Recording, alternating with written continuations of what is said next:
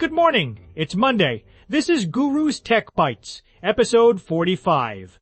We got hacker news fired up like somebody microwaved a motherboard burrito. So let's do the thing before my coffee decides to install an update and reboot me. First up, somebody says AI is not going to make your processes faster, and honestly, yeah, that tracks. If your workflow is already a raccoon trapped in a filing cabinet, adding a chatbot just gives the raccoon a little tie in a search box.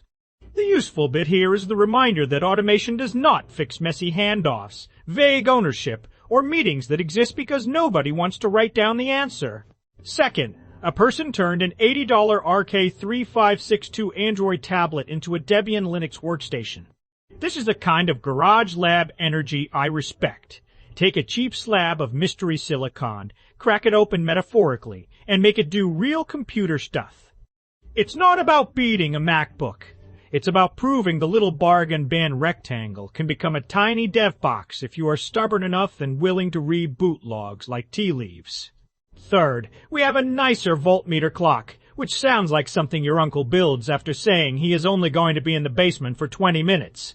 It mixes electronics craft with actual design taste, and I love that because most hobby clocks look like they were assembled during a thunderstorm. Yeah. Okay, that's something. Sometimes a tech story is just make the object pleasant enough that people want it on a shelf.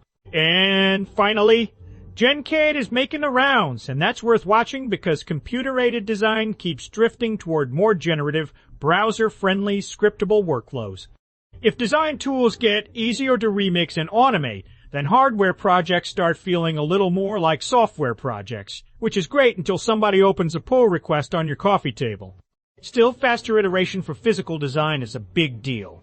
That's your Daily Byte. Have a great day. Until next time.